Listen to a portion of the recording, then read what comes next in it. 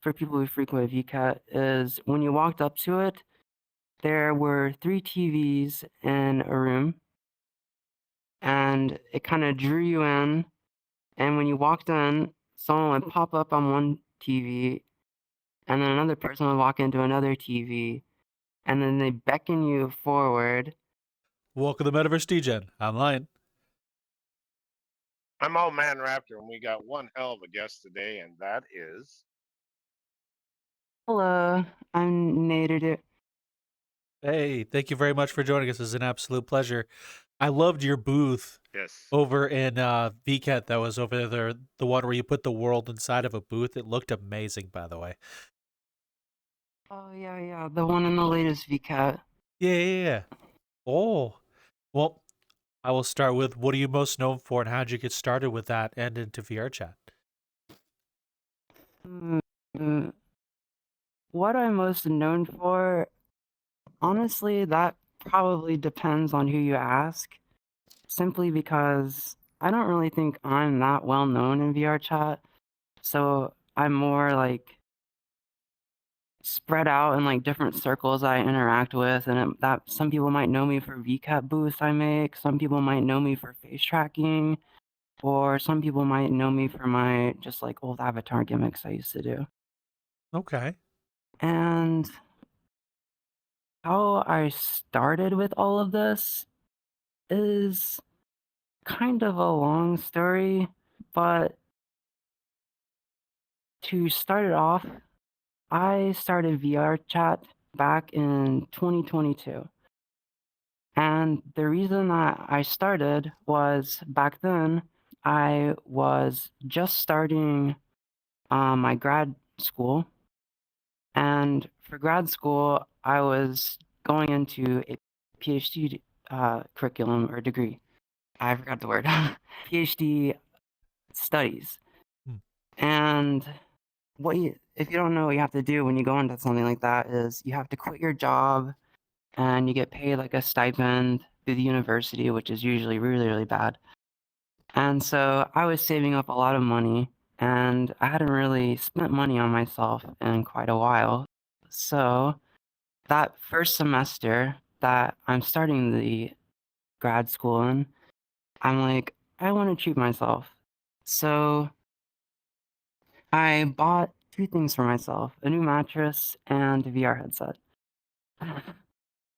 And the mattress was great, and going into VR for the first time was definitely a crazy experience.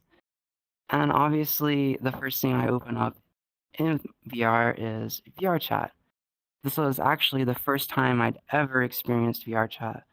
I knew vaguely about it, like through memes that you'd see like during COVID and lockdown period, but I'd never really looked into it. And I don't know, it just seemed interesting. And the moment I went in and explored these worlds, I just instantly, it reminded me of why I got into Minecraft a long time ago. Hmm. And that was like a whole ordeal in my past life where I got really, really interested in Minecraft and like setting up servers and different like experiences and all that. And so I wanted to also make things in VRChat. It sounded really cool. And so I download a booth avatar and mess around in Unity, and like that was my first time opening Unity since like 10 years prior. And it was a whole hot mess, but as the months went by, I just kept getting more and more invested and probably wasn't too good on my academic career, but I was having a lot of fun. And I don't know, there was so much to it, and I just wanted to keep making things. Oh, wow. So, what what about VRChat made you want to start making things, and what were some of the first things you've made in VRChat? Um, so some backstory for me is I'm a software engineer. Hmm. I've worked in programming for probably 7 years. And back when I started VRChat, like I said, I was just starting a grad degree. And I was about to quit my job and do that. But then when I got into VRChat, I instantly realized that one, I didn't quite like academics as much as I thought I did. And two, I don't know, there's just something about VRChat that, oop, there goes my body. Hold on. It's okay. We I have I have that to say, once of in a while. all the Line things, usually line goes into that Ooh. situation all the time. all of the things Oh in my god. VRChat, that is the most VRChat experience where your wasted body just goes, time to go to the moon. Yeah, Mhm. honestly, I feel like it's things like that just all these quirks that keep me coming back, even though they annoy me so much. Ooh, Oh, so from okay. from your tale, it kind of sounds like VRChat helps you decide to continue on your career path. Did it make you change going Um, to college, or is it just like you still enjoy the coding? yeah, well, before my body just got launched to the moon and losing my track, let me think again. Um, VRChat made me realize that I didn't really want to continue a PhD degree. Because when it comes to a PhD degree, you're dead set focused on one thing for over 4 years. Hmm. And while I really enjoy programming, I do a lot of cool things, honestly. I don't like working on the same thing for more than a year. Um, and I was reminded when I played VRChat of, like I said, my Minecraft days. A long time ago, the reason I got into programming was my friend showed me Minecraft. They showed me all the cool things you could do in it. They showed me things like redstone contraptions, a whole system they created where it's like a 4 code mechanism to open a door. This was back like in the super early days of Minecraft. And when I saw things like that, I was like, wow, these things are so cool. You can do this in a video game. And so I was like, I want to do this stuff. I want to show things cool people and show off things. And back then, with my friend, we worked on creating like an environment, a server community where people could create their own things, show other people, and that whole experience was just so like euphoric to see, to like create an environment where people can create stuff, you create stuff, and it's just fun. And like that's what VRChat reminded me of. And so after that first semester, I realized, okay, I'm gonna tone down the PhD to a master's degree and focus on just learning new things and go back to working in the field. And that kind of split my time up into a more reasonable situation that I enjoyed. Oh, wow. So from that moment where you decided you wanted to do that, what kinds of things did you build or work on here in VRChat? May I ask, what are some of the projects you've been doing? The first things that I started working on were just avatar gimmicks. Um, like for example, when I first started playing, that's when all of the new Fizzbone stuff came out, OSC came out, and so I got the opportunity to learn all that system from scratch without having like any technical debt of any of the previous systems. And honestly, I think that really helped push me into creating a lot of just new and simple things. One of the things I created was like a watch system on when OSC first came out. I created a watch that if you look at it, it would tell you all your battery percentages. You could swipe it to another screen, and it would tell you the Spotify song that you were listening to at any point. And I would love just walking up to my friends, showing those things off, and then they'd be like, "Wow, that's so cool!" And then 4 days later, they make something and show it to me, and then we keep going back and forth, and that novelty kind of never wore off for that stuff. Oh wow. Yeah. And then after avatar gimmicks, eventually, what was next? Eventually, I buy my current headset, which is a Quest Pro. And to be honest, I was buying it with the full intention that I probably wasn't gonna like it and I was gonna return it. What I just really wanted to try the face tracking. And so I go to Best Buy, I buy the headset, I rush home, I set up a really quick face tracking on my previous avatar, that's like simple mouth movements, eye movements, and all that. And I put it all together, get in VRChat that night, and instantly I'm hooked.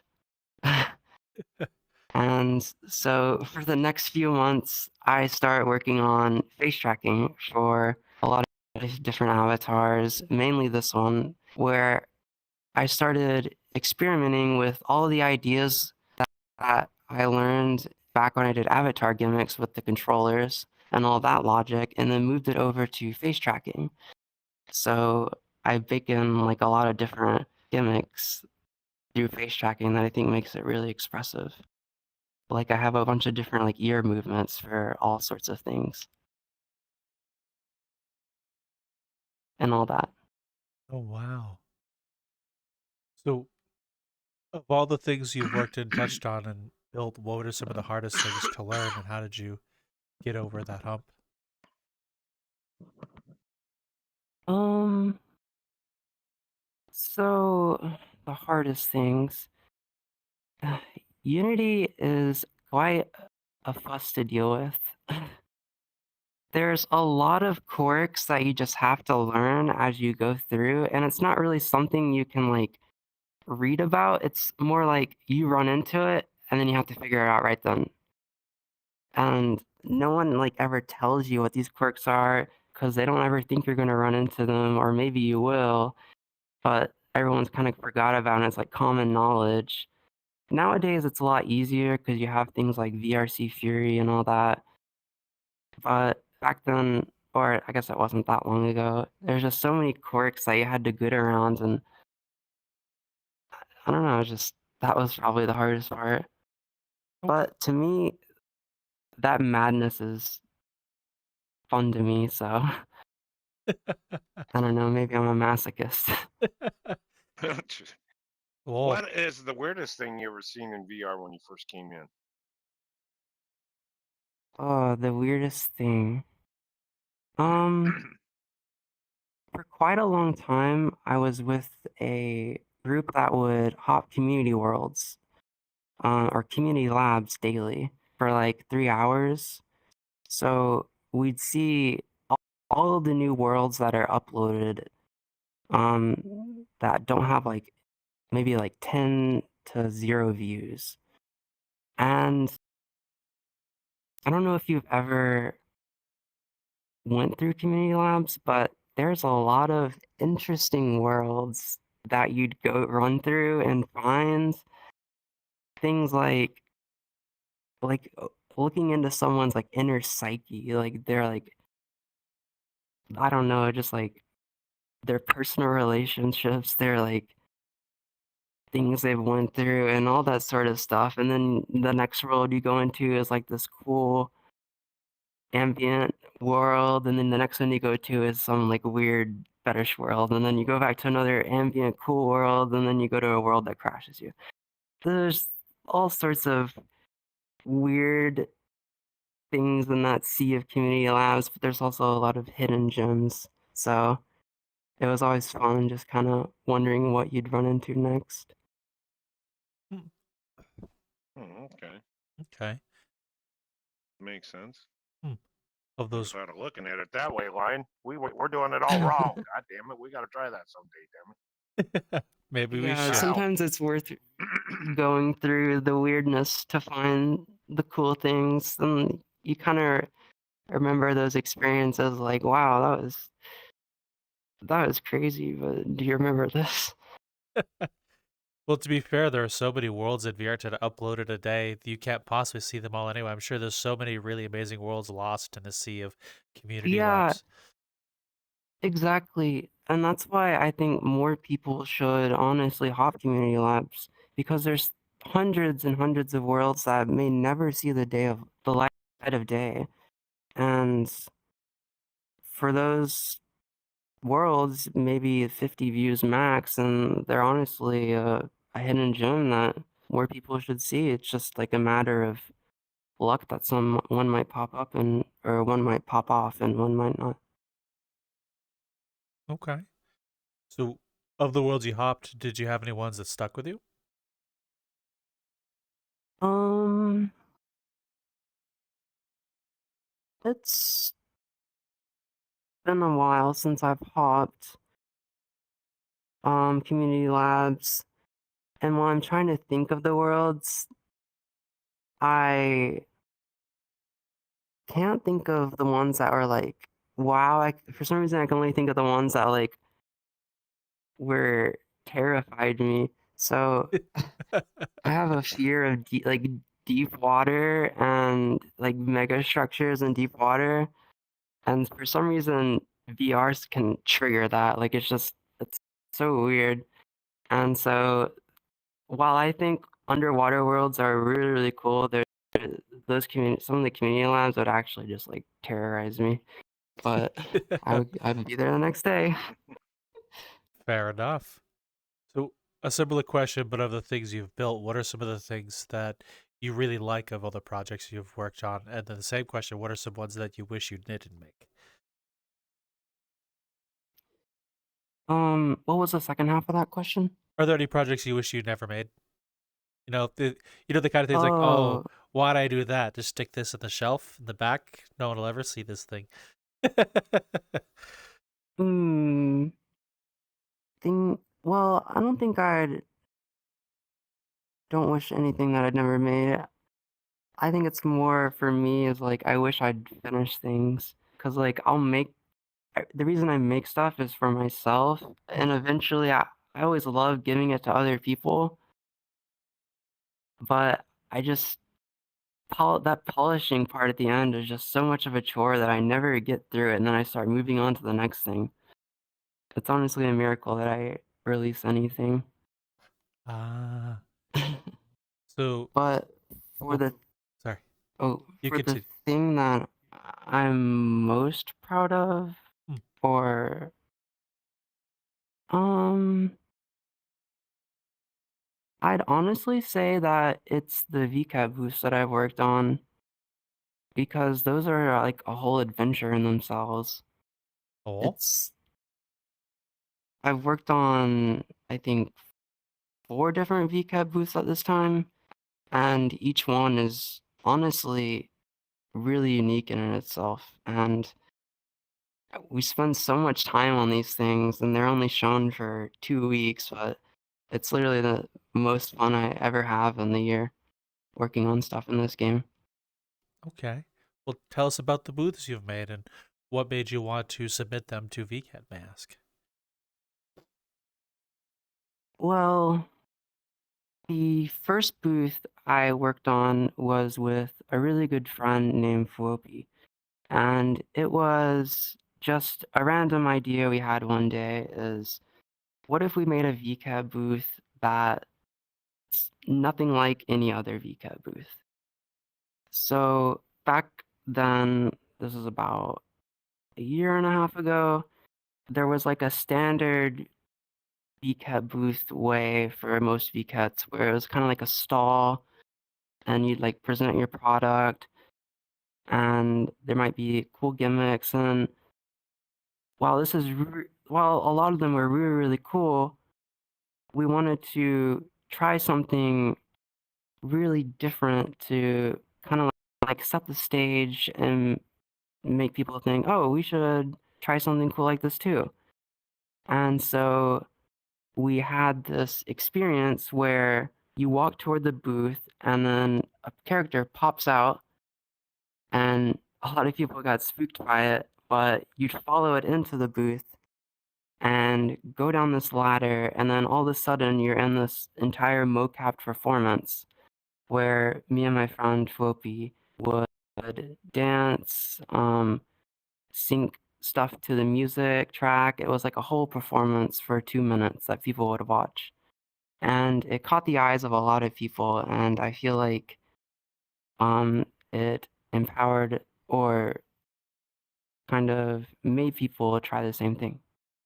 Oh, I think And that was I do remember that booth. Wasn't it like an under the booth stage you had there?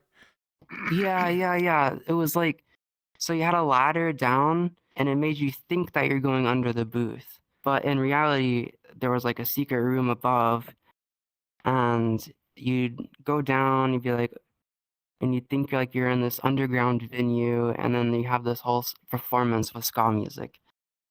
Yep, that was like a year and a half ago. Oh, by the way, I loved that booth. I remember it very clearly. It was one of the ones that stuck with me that year from a year and a half ago. Yeah. And we weren't really, honestly, we weren't really promoting anything specific. Like when we made the booth, we were just like, what cool thing can we make? And then by the end of it, we were like, oh, we probably should put something to promote. And so I I promoted my speech to text system I had going, and they promoted another prefab they were working on. And but I don't know, just the whole point of the boosts that I make is just to like do something cool and wow people. Hmm. Oh, so what are the other three booths that you worked on? May I ask? The next booth, if for people who frequent Vket, is when you walked up to it, there were 3 TVs in a room, and it kind of drew you in. And when you walked in, someone would pop up on one TV, and then another person would walk into another TV, and then they beckon you forward, and then you click on it, and it would teleport you into this room with a whole bunch of artwork.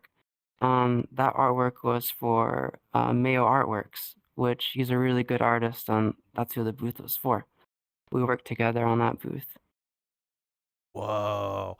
Now, I was just going to mention the last one. Was that the same year that the TV ones happened? I loved that booth. The experience was crazy. I was not expecting it when I went through it. I fell for the beckon from the TV, and it's just like, wait, where am I? Why am I here? It was great. Yeah. That booth, oh my god.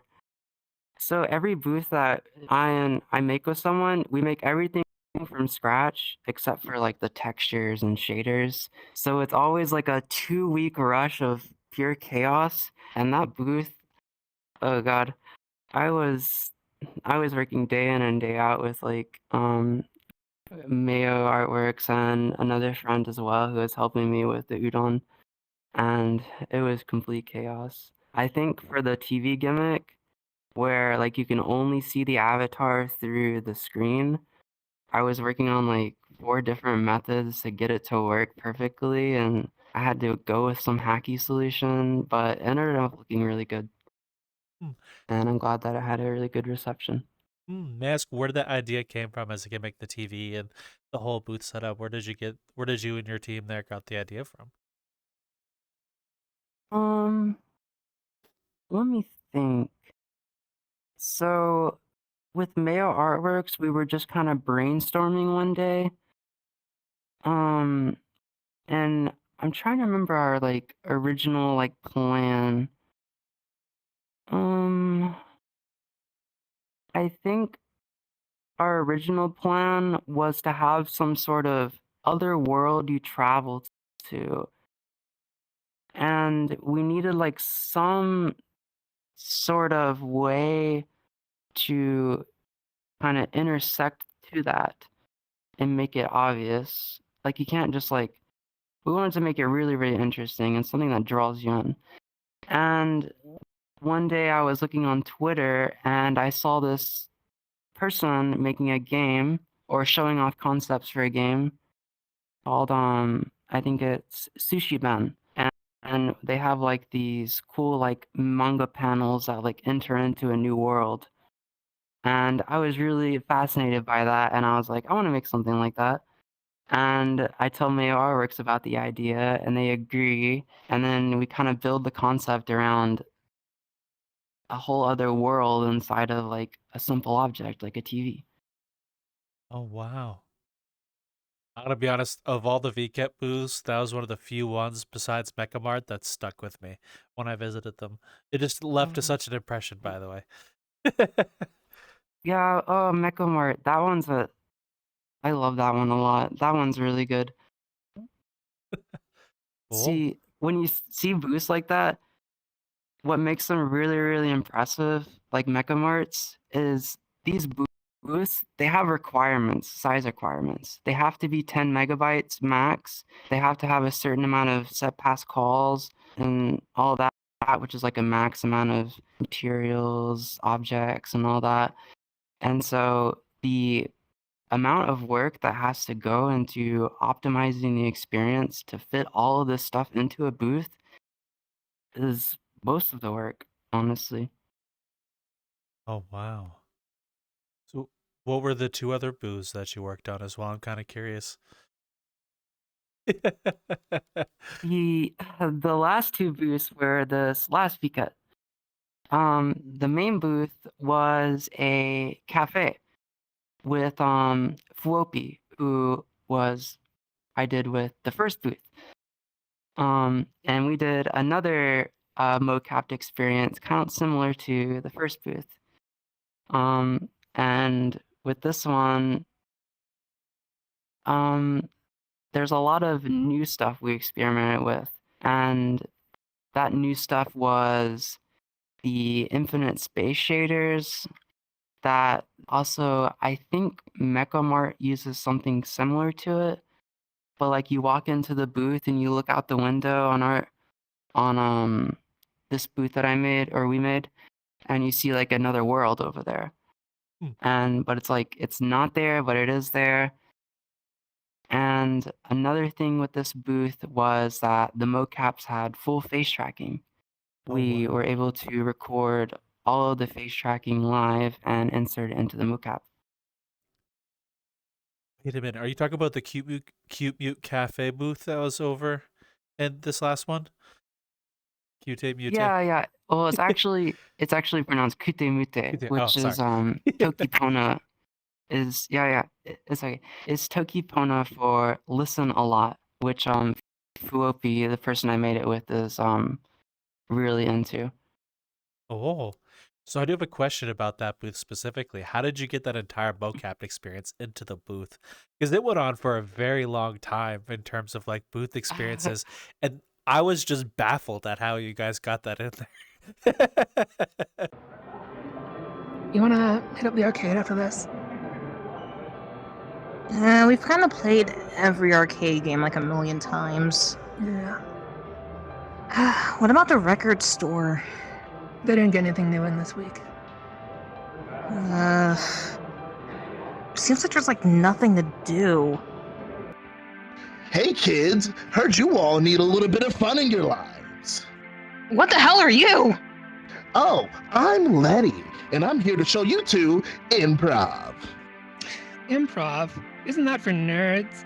Listen, you and you are both here in VRChat. That makes you and you nerds. So, allow me to take you all to Skits and Bits Improv. Oh God! What the hell just happened? Welcome to Skits and Bits Improv, a fun, welcoming, and creative community, all surrounded about the basis of improv. Hey Robert, I've heard you're bored of the soup. Yes, and actually, oh my God, this is so much soup! Jesus Christ! Whoa. I'm not ever gonna get used to that. I'm gonna be sick. And we host improv workshops available to all skill levels every Saturday at 6 p.m. Eastern. So come join us. Bloody, you can't be just teleporting and ruining the scene like that. Oh, don't worry, I got that covered. Allow me. No. What the hell was that? This is where we host our shows every last Saturday of each month, 6 p.m. Eastern. Check out how we perform. You have to stop doing that! Change! You have to keep doing that? And we produce our own short films, sketches, and skits. Wait, what the hell's a skit? All right. We're in a skit right now. That's right. So, come and join us, everyone. But do note that this group is meant for ages 18 years or older. So y'all little kids, get out of here, go, bye, sayonara, go, bye. So, what do you think about joining us for improv? You know, the existential dread of teleportation isn't really all that horrible.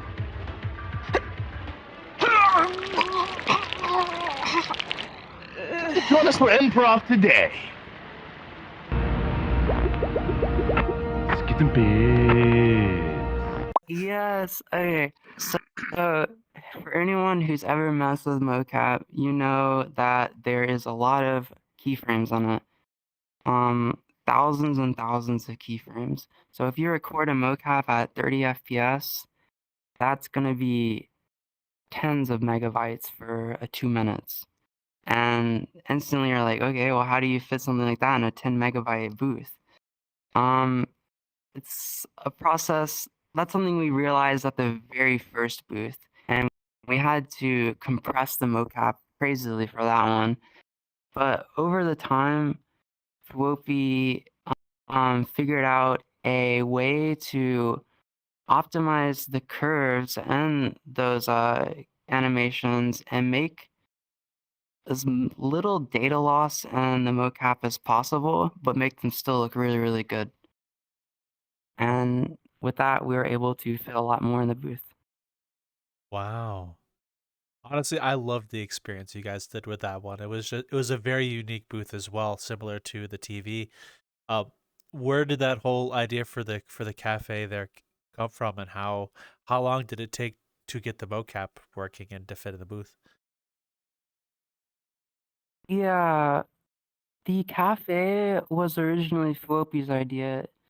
He said he wanted a homey cafe that people could felt invited to and would want to take pictures on.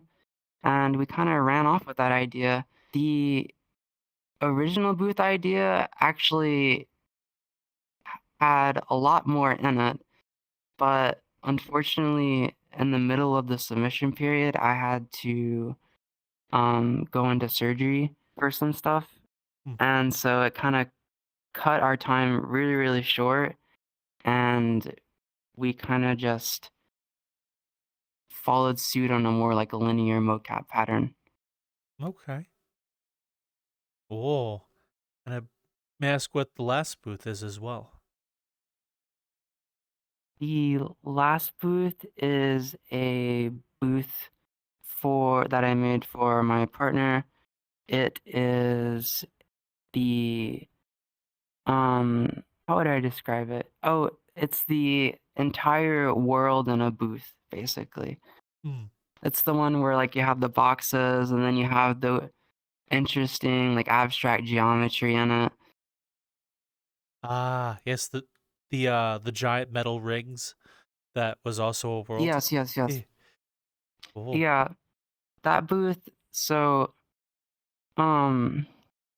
what happened is that I had an extra booth slot, and I had given it to someone, but at the last minute they said they couldn't do it. So I was scrambling to figure out what I needed to do with this slot, but I didn't really want it to go to waste, and I didn't want to give it to myself because I didn't feel like that was fair. So I worked on this booth for Red Panda, and I told them, hey, give me one of your worlds. I'm going to light bake the entire thing in Blender so I can put the entire thing and compress it into a Vket booth. And then I used Luma's box clip shader to make it look like it's protruding into another world, but it's still just like in the booth. Oh. So how long did it take you to figure out the that specific system in order to get the world to fit in the booth, may I ask? The two parts to that booth were figuring out how to recreate the scene in Blender with all the lighting and then bake the textures. Because with Vket, they have like their own standard light map system, so it would like overwrite any of the lighting. So you'd have to bake those textures and then apply those textures to like an unlit object. And for me, that was probably the hardest because that's unknown territory for me. And then for the box clip part or the infinite space shader, I was piggybacking off of what we learned on the mocap booth and was able to apply it to that one, Okay. which made that pretty simple. I think I made that booth in 3 days. The world inside of a VCAT booth. Wow. So of all the booths you've worked on, what is one of your personal favorites of those projects? Personal favorite. Honestly, I don't know if I have a personal favorite, but I really enjoy for some.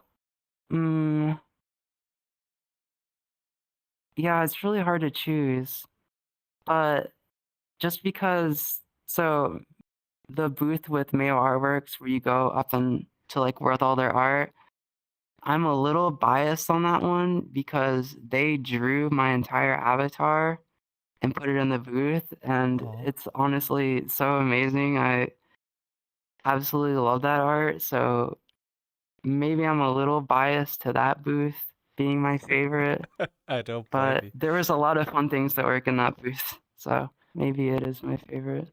Okay. So another question I have for you as well, what keeps you coming back to VCAT and making all these wonderful experiences for people to see? To me, VCAT is like a game jam because, or at least I treat it like a game jam, and whoever I work with also treats it like a game jam. Because we wait till we get a slot, and then once we confirm that we get a slot, we kind of like come up with a new idea, and then we just make the entire thing then in that 3 weeks. And all of the like requirements, like the 10 megabytes, the all the rules that you have to like abide by, the theme that you have to fit in, it just makes it like a challenging experience that just has like an energy to it that I really, really love and always want to come back to. Okay. So may I ask, what were some scrapped ideas for those previous slots?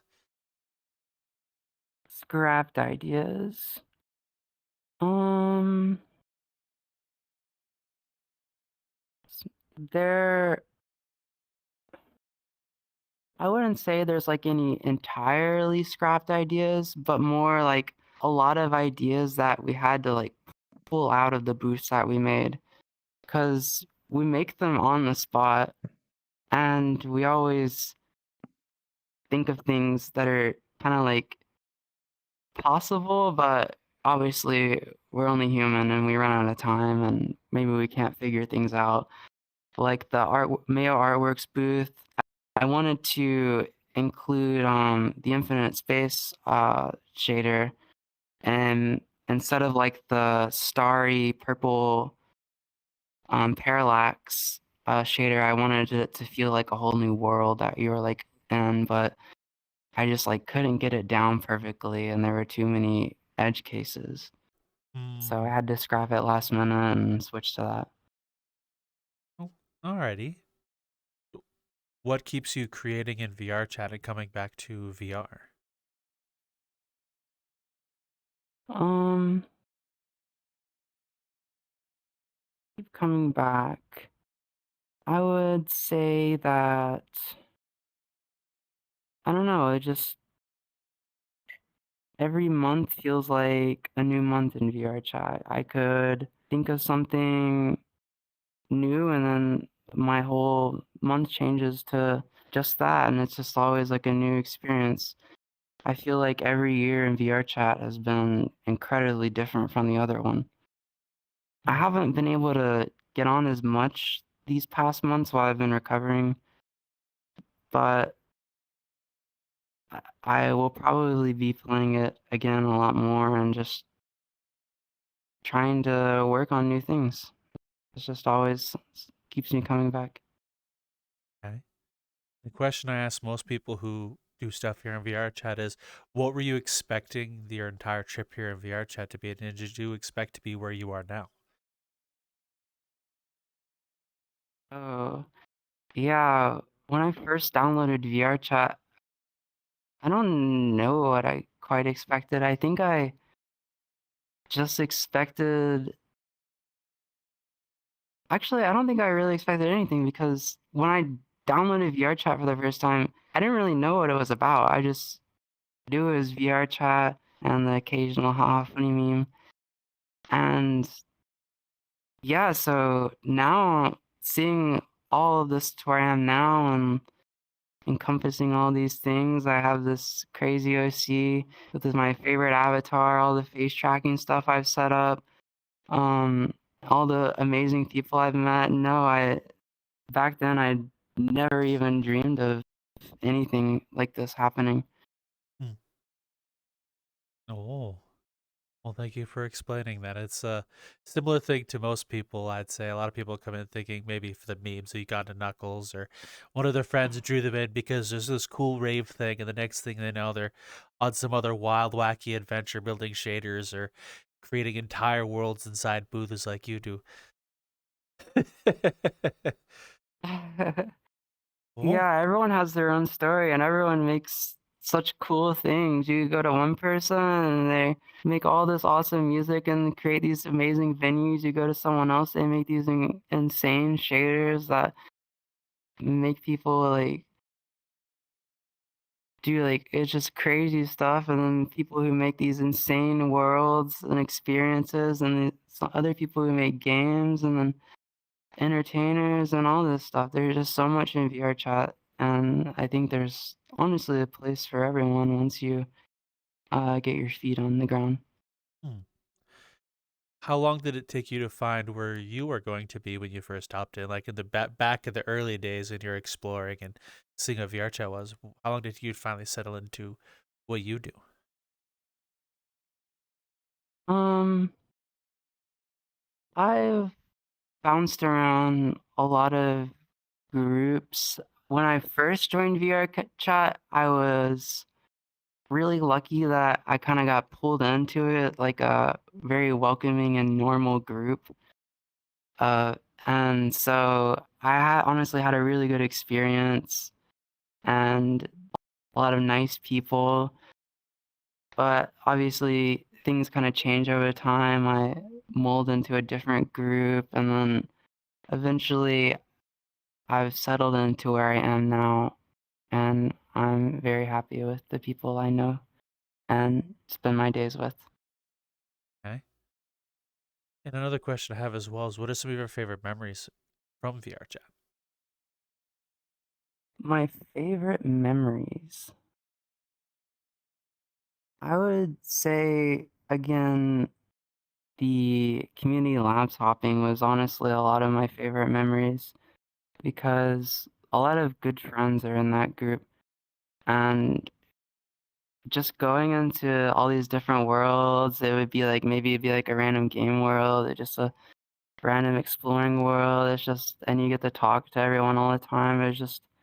It was a nice unwinding moment after like a busy day.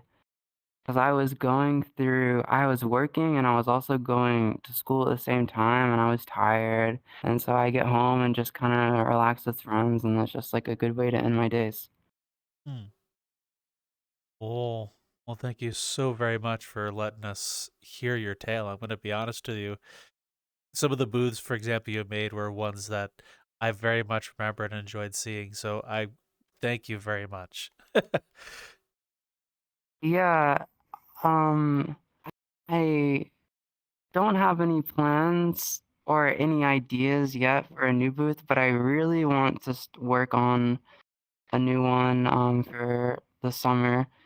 But once I think about what that will be closer to it, hopefully I can make something really cool again. Well, so again, I have another question as well that kind of piggybacking off that sentiment. What is next for you to work on outside of like VCAT and stuff? Do you have any projects that your people can look forward to or anything that you're looking forward to coming?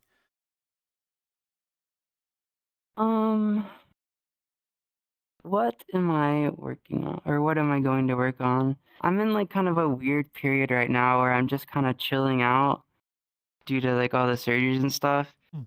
So I haven't really done much. But right before the surgeries, though, I was like spamming face tracking stuff and booth. So I kind of got all of that out of my system really quick. Um, but for next, I'm probably going to, in the like very soon future, probably work on more face tracking for new avatars.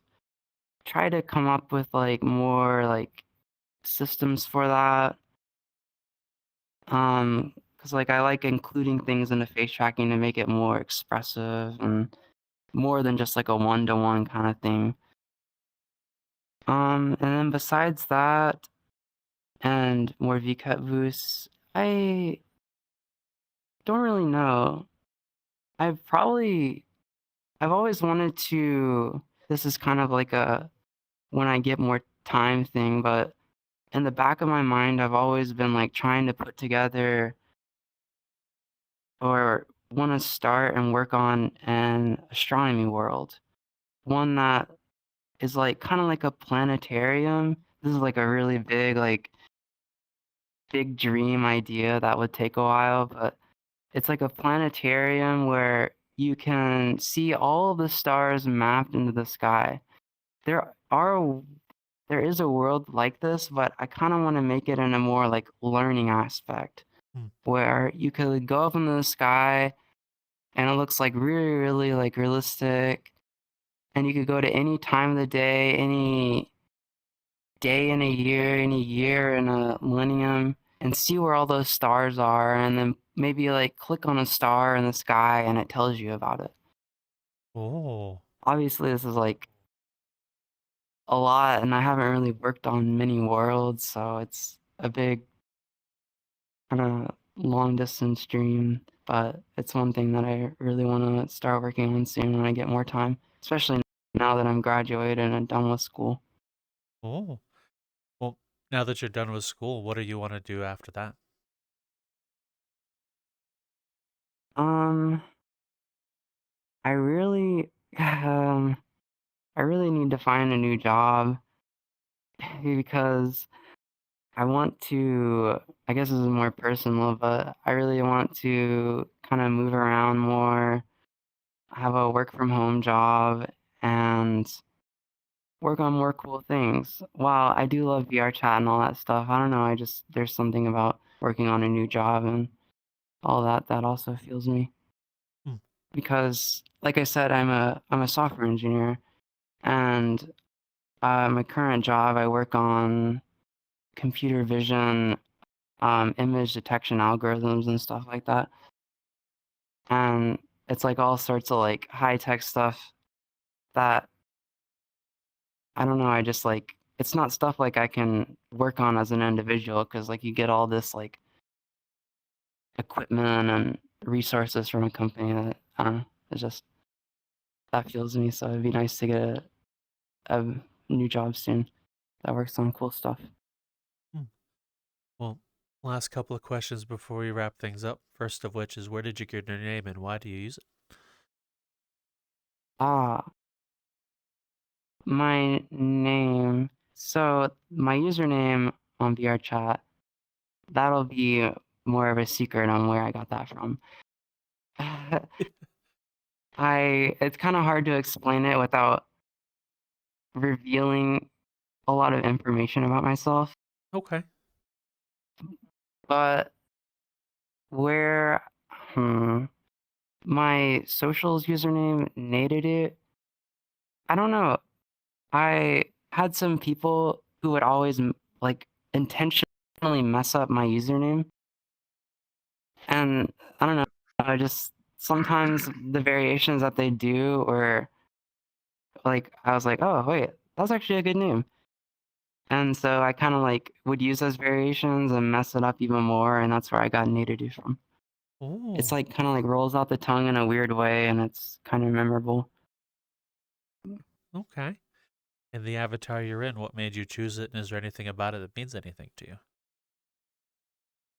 Oh, so there is a story behind why that I use this avatar.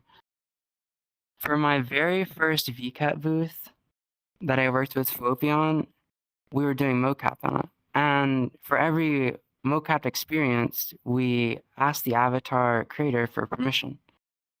Because obviously we didn't make this avatar or the avatar base, so you need to ask for permission for all that stuff and all their licensing. And back then, for that first VCAT booth, I used a different avatar. And when I went to go ask that avatar creator for permission, they actually said, no, you can't use that avatar. And I was like, oh, well, we have like a week and a half till our booth's due. I can't use my avatar. What do I do? Well, Ukon just came out and I was eyeing it because I thought it was really, really good avatar and cute looking, and I was like, okay, let's do this avatar really quick. So I mock up a version of me and that avatar. I DM the creator on Booth asking for permission. They replied to me the next day saying, yeah, sure, you can use it for mocap. And then the rest is history. I've been using this avatar ever since. Aw. Well, that's a very sweet story. What makes you want to continue to use it, may I ask? Um, I don't know. There's a lot of stuff. Like, I don't know, it just fits. When I use full body, it just kind of fits perfectly. I had to edit it just a little bit because anime style avatars have like really long legs. But once I edited it, it just, when I look at it, it's just like, wow, this suits me really well. And once I got like all my colors on that I do for my OC and all that, as you can tell, I really love lavender and purple. It stuck with me, and I've made face tracking for it, and I've fallen in love ever since. I've tried to switch to new avatars, but I just always keep coming back. There's just some charm about Ukon that if you go ever find an Ukon user, they'll always be a diehard Ukon user. Hmm. Thank you very much for letting us hear your tale and be able to get to know you. It's been a pleasure. Thank you so very much. Yeah, really, Mm, very much pleasure to meet you. Hmm. Very interesting. yeah, Sorry I thank haven't you. talked much in it, but listening to what you have to say is pretty cool. Hmm. Very interesting. Yeah, I feel like I'm a bit of a rambler, and sometimes I don't really get my point No. down perfectly, but I do enjoy talking about stuff, and it was fun. Hmm. So if there's anyone out there who wishes to find you, where can they go to find you? Ooh, I have a couple of socials, but I think the easiest way to find me is just my main website with all of my links, and that's naeruru.com. And how you spell Naeruru is Naeruru.com. Oh, And that'll have like my Twitter and Blue Sky and all that stuff on it. So it's the easiest way to find me. We'll be sure to have all of that in the description for you for one easy place for you to find right down. That way, if you hit the description and you get show more, and then everything will be there in a section we have labeled guest links. And again, it's been an absolute honor. Ooh. So thank you. Very much so. Oh, thank you, thank Very you. much. Oh, that Cool. was crazy. I've been sick all this entire week, so my voice is like dying. After this, I'm gonna drink so much water. I don't blame you. Well, before we close this out, and we're going to give you, the audience, a question. Actually, going to give you a two-parter. First of which, have you ever been to Vket? And if so, what are some of your favorite booths that you remember? We'd love to hear all about it. Tell us in the comment section right down that way. And also, while you're in the description looking for them, there's a bunch of other fun links, like the world we're in. Go check those out as well. There's always so much down there for you to find. And as always, Mr. Raptor, you know the thing. You know, like, the amount of listening to what people say and doing and hearing everything else like this, and listening to this person very much and everything else like this. And she said Medcat, or whatever it was sounded, for the cafe. It sounded like I wanted to go out and get a cappuccino. So if you guys are out having a good time and running around, get yourself a cappuccino. We'll talk to you later. See you next time. Bye.